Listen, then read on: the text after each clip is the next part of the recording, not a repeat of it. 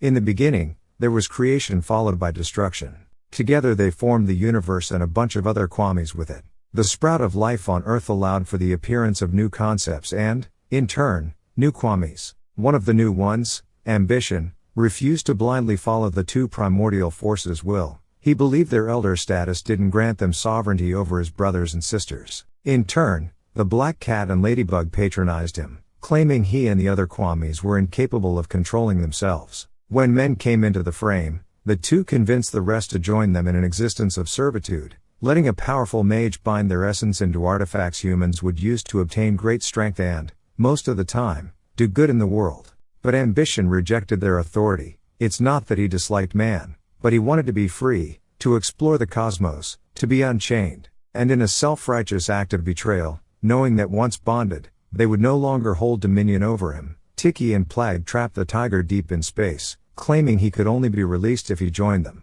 And there he remained imprisoned for millennia, the deafening silence of space chipping at his core until the Order called out to him. Their leader, the Celestial Guardian, claimed visions of a destroyed temple and Miraculous stolen by his fellow Kwami and their holders. Another prophecy showed a man in tiger robes, triumphant. The snowy valley in front of him turned red with the blood of the same attackers, but this time, the temple and its treasures were unharmed. The promise of vengeance against his captors after all those damn years was enough. He accepted his fate. His holder, no, his hunter was a great man outcasted by his family, an aspect they shared. Despite his story, the man showed the tiger a level of. Faang recomposed himself before continuing unconditional affection he had yet to experience since his creation. Every day he was shown compassion, empathy, and adoration by his hunter, and in return, the tiger could only offer a sliver of his power. The man had dreams, goals, ambitions. He wanted to make his father, the Celestial Guardian,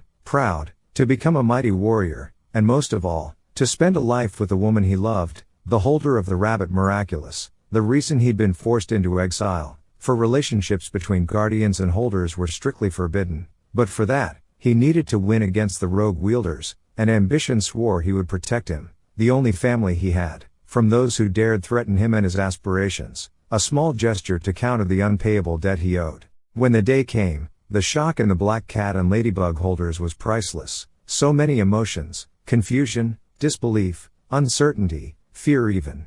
The battle was exceptionally arduous, 1 hunter versus 17 holders, but in the end, they all fell as I vowed they would. My hunter fought with all his might, his determination unwavering despite the tall order. Too much was balanced upon his victory for him to falter. That day, history was made. It was the day prophecy came to fruition, the day of retribution for what they had done, the day ambition became greater than creation and destruction themselves. The valley was filled with the cries of my brothers and sisters as they stood near the mangled corpses of their chosen, something I took no pleasure in witnessing. However, Tiki and Plag remained quiet, the implications of the battle's outcome plaguing their minds. I'm sure they were no longer the most powerful, and the other Kwamis would remember that. Soon after, when the time came for new holders to safeguard the world, my hunter gladly joined them, and with his love right beside him, they were unstoppable. Faang let out a heavy sigh. And so that was it. Throughout time, in eras of grave imbalance and corruption, the tiger and his hunters would reveal themselves, ready to take down whoever had caused such misery. Faang continued looking out the window while lecturing Lance about the jewel's importance. That time has come again.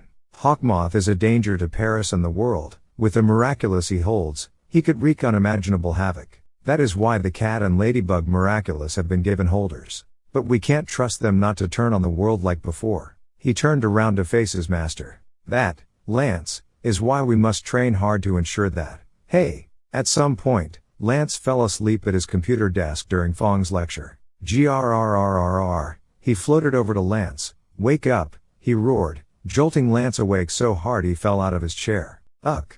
Faang, why?